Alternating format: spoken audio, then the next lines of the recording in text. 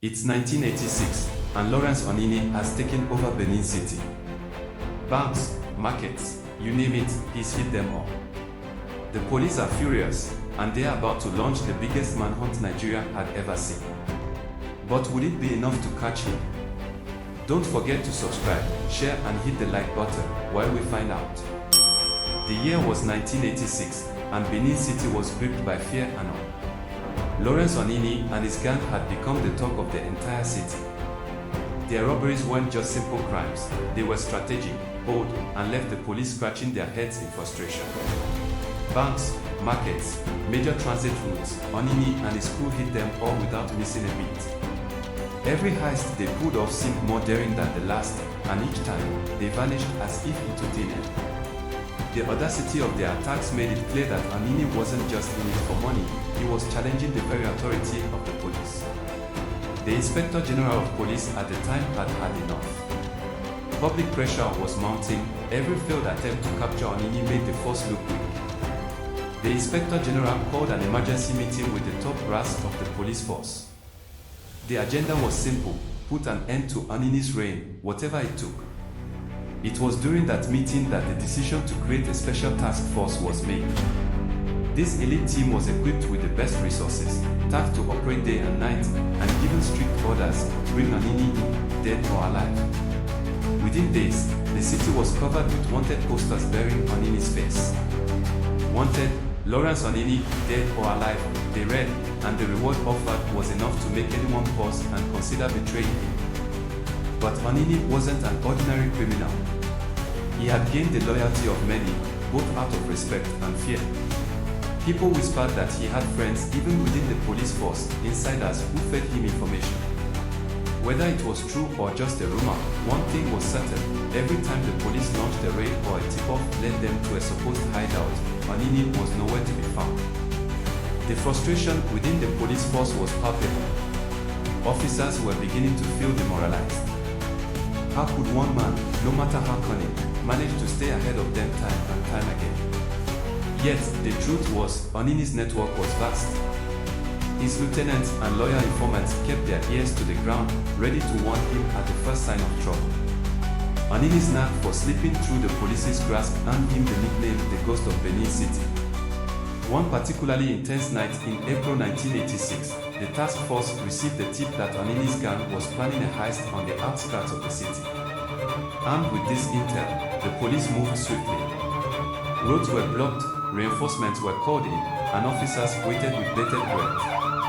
Hours passed, tension building like a coiled spring, but the heist never came. The night turned into dawn, and the officers' exhaustion was met with disappointment.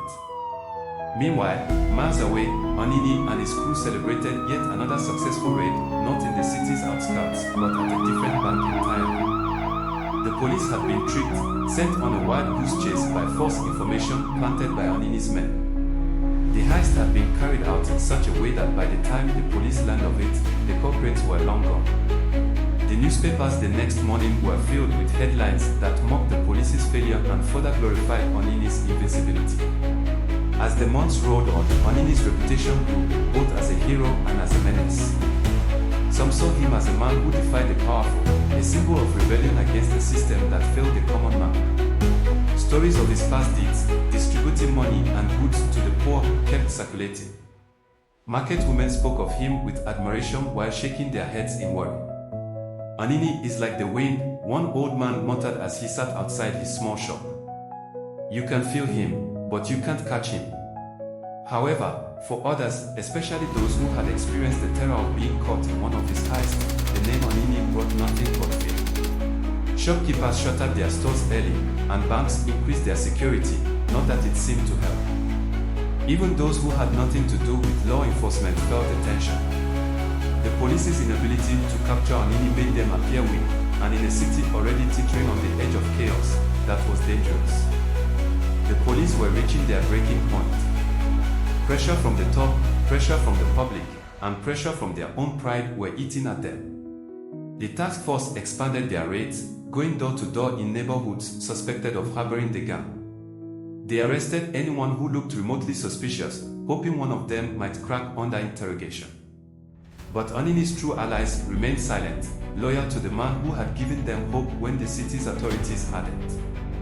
In one memorable raid, the police stormed an abandoned building believed to be one of Anini's safe houses. The scene was chaotic. Officers kicked down doors, shouts echoed, and flashlights pierced through the dusty darkness. But when the dust settled, they found nothing but empty crates and the remnants of an old mill. The taunting message painted on the wall read, "Too late." The police were enraged. How could we always be one step ahead? This wasn't just luck, this was strategy. Anini seemed to know their every move before they made it.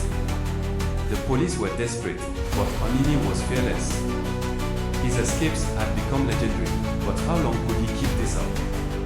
The law was closing in, and Anini's next moves would take the conflict to an entirely new level. In our next episode, we'll see how Anini started to target the police directly, turning the hunter into the hunter. Stay tuned for more.